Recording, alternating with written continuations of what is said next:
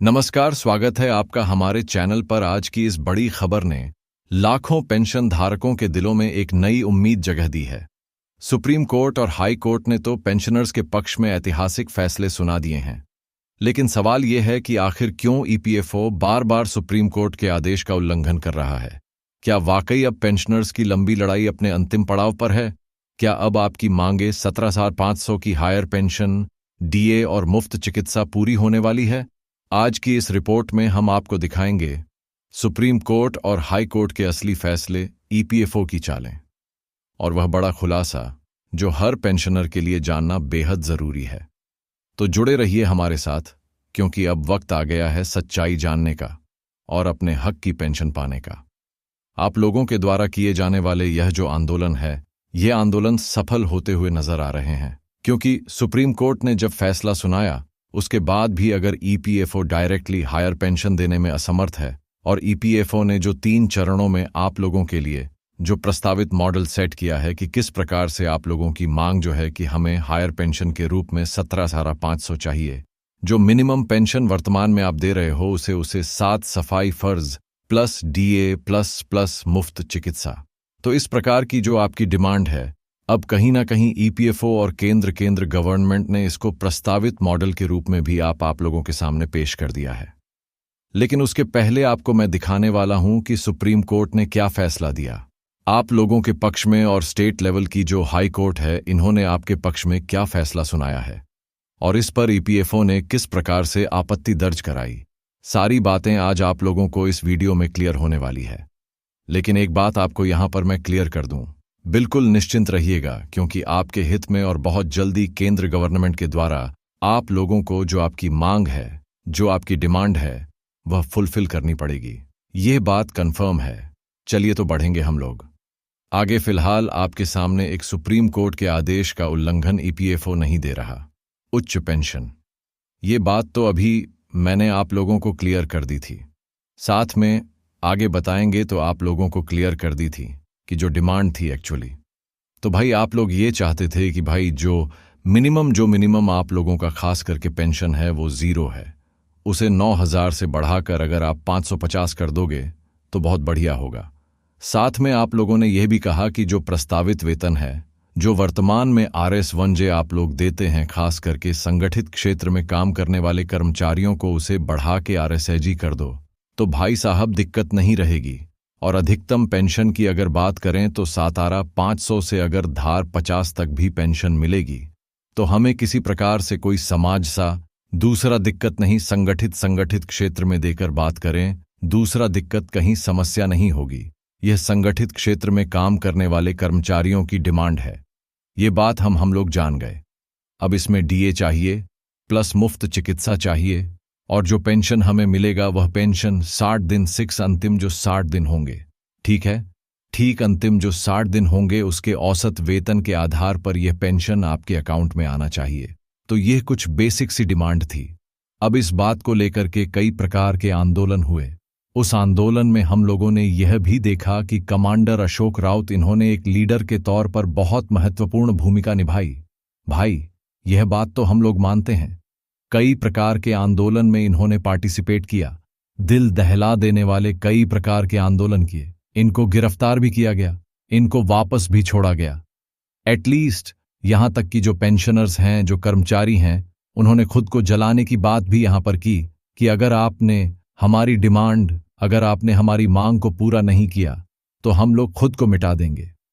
ऐसी कई प्रकार की एक्टिविटी हुई। एटलीस्ट यहां तक कि यह बात संसद में भी चली गई, और संसद में जाने के बाद में जो अपोजिशन पार्टी है बीजेपी के विरुद्ध, उन्होंने इस बात को काफी हद तक वहां पर रखा भी कि भाई साहब कब सुनोगे, एक लंबे समय अंतराल से इतने सारे पेंशनर्स कई प्रकार के आंदोलन कर रहे हैं, उसके बाद भी अगर गवर्नमेंट के कान में यह आवाज नहीं गूंज रही है तो ये तो बहरे हो गए।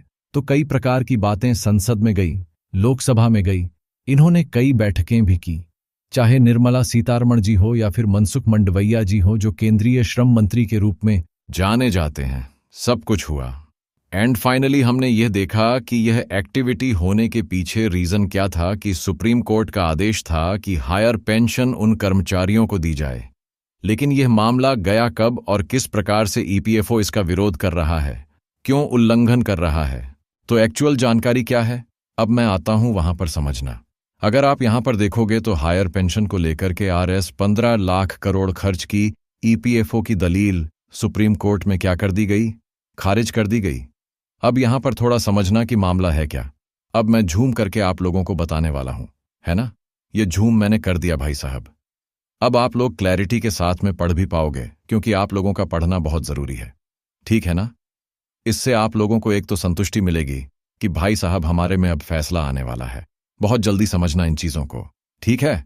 अगर आप इसे पढ़ पा रहे होंगे तो लिखा क्या है ये थोड़ा समझना यहां पर, कि लिखा है कि ईपीएफओ हायर पेंशन को लेकर देश भर के करोड़ों कर्मचारियों को जल्द ही कोई बड़ी खबर मिल सकती है।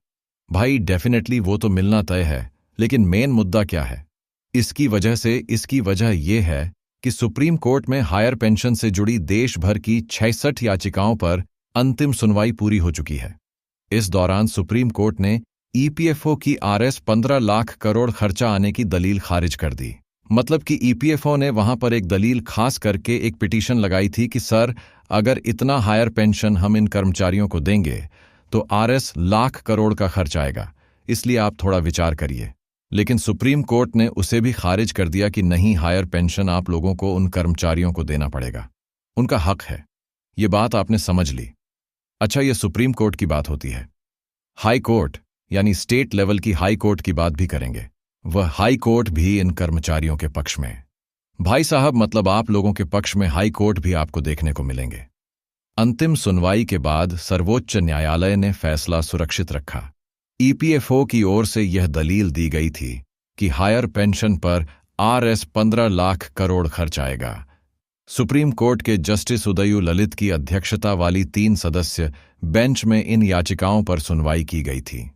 अब यह आपने समझ लिया, सुप्रीम कोर्ट का फैसला आप लोगों ने यहां पर देख लिया। लेकिन इसी प्रकार से अगर आप हाई कोर्ट के फैसले देखोगे तो ईपीएफ मामले की जानकार चंद्रशेखर परसाई के मुताबिक केंद्र गवर्नमेंट और श्रम मंत्रालय एवं ईपीएफओ ने केवल हाई कोर्ट की डबल बेंच द्वारा 12 अक्टूबर 2018 को दिए गए फैसले को सुप्रीम कोर्ट में चुनौती दी थी। अच्छा, अब यहां पर समझना सुप्रीम कोर्ट में चुनौती क्यों दी। पहले ईपीएफओ ने केरल हाई कोर्ट में इन्होंने एक्चुअली अपनी पिटीशन फाइल की थी। केरल हाईको ने 507 याचिकाओं पर सुनवाई करते हुए ईपीएफओ द्वारा 1 सितंबर 2014 से किए गए संशोधनों को निरस्त कर दिया। मतलब यह चाहते थे कि जो नियम है उनमें हम लोग क्या करेंगे, बदलाव करेंगे ताकि हमें ज्यादा पेंशन कर्मचारियों को देना ना पड़े। तो केरल हाई कोर्ट ने भी इसको क्या कर दिया, निरस्त कर दिया। 2014 से लेकर अभी तक यह डिमांड होती हुई आ रही है। यह बात भी आप लोग जानते हैं अच्छे से, ठीक है ना।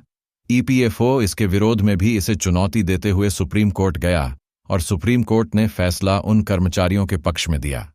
1 अप्रैल 2019 को सुप्रीम कोर्ट के 3 सदस्य बेंच ने ईपीएफओ की अपील खारिज कर केरला हाईकोर्ट के निर्णय को यथावत रखा।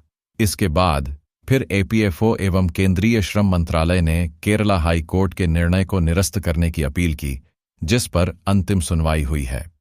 तो ये तमाम बातें, इससे एक बात सिद्ध होती है कि सुप्रीम कोर्ट और हाई कोर्ट ये दोनों किसके पक्ष में हैं।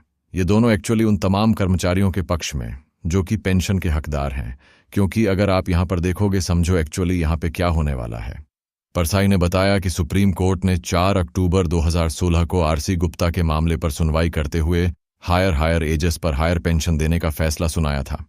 इसके मेरे तारमा के साथ बनाने के लिए परसाइन को कंटेंट पार्टी है, कंटीन पार्टी है को सुनवाई करती है। आधारित कारण 2 सिटी को पर ईपीएफओ ने 33 मार्च 2017 को हायर पेंशन देने का निर्णय लिया था।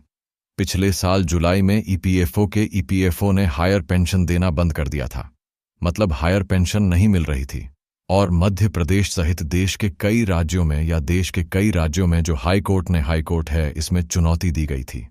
लगभग सभी हाई कोर्ट ने पेंशनरों के पक्ष में फैसला सुनाया और यदि हायर पेंशन मिलने लगी तो वह मौजूदा पेंशन से करीब 810 गुना ज्यादा होगी।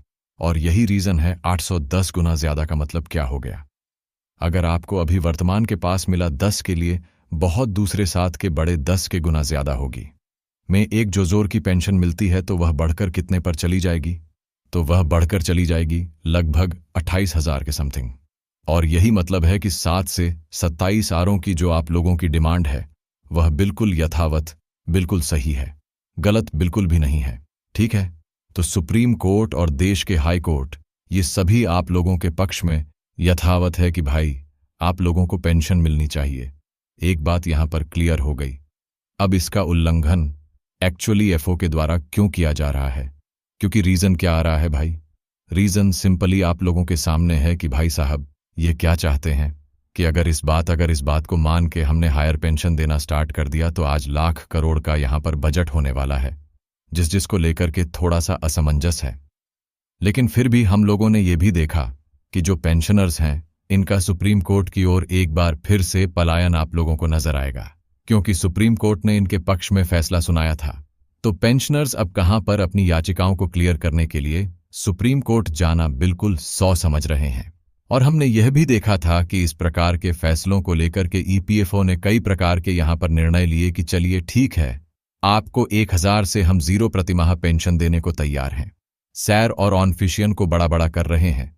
बीजेपी की 500 की राशि को लेकर थोड़ा आप लोग ठंडा हो जाइए, बट नहीं आगे बढ़ेंगे हम लोग। फिर जाकर के गवर्नमेंट ने यह डिसाइड किया कि ठीक है, अगर नहीं मान रहे 3 चरणों में इनको पेंशन दो। भाई साहब कितने चरणों में? 3 चरणों में। तो ईसाई पाई 26 में 302 और इसी से 36 में 5,000 तक जाने दो, और 2 ईसा 28 में 5,000 से 17,500 पेंशन इनको देना है।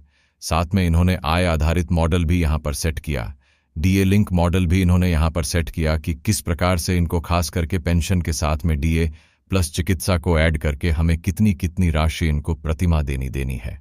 तो कुल मिलाकर के सुप्रीम कोर्ट और हाई कोर्ट के फैसले के बाद में जिस प्रकार से पेंशनर्स का आंदोलन जारी है, इस बात को ध्यान में रखते हुए गवर्नमेंट को अपने घुटने टेकने ही पड़ रहे हैं। और बहुत जल्दी इनको आप लोगों के हक की जो राशि है वह बहुत जल्दी इनको प्रतिभा के रूप में देनी पड़ेगी। बस इंतजार करना है इस बात का कि वह दिन कब आएगा और कितना यह हमें इधर उधर करने का प्रयास करेंगे, लेकिन जरूर पेंशन मिलेगी और बहुत जल्दी मिलेगी। बस उसी न्यूज़ का इंतजार जिस प्रकार से आप लोगों को है वैसे इंतजार हमें भी है, ताकि इस मंच के माध्यम से वह खुशखबरी आप लोगों तक पहुंचाई जाए। तो साथियों, आपने साफ साफ देख लिया कि सुप्रीम कोर्ट हो या हाई कोर्ट दोनों ही पेंशनर्स के पक्ष में खड़े हैं। अब वक्त आ गया है कि सरकार और ईपीएफओ को भी झुकना ही पड़ेगा। आपकी मेहनत, आपके आंदोलन और आपकी आवाज बहुत जल्द रंग लाने वाली है।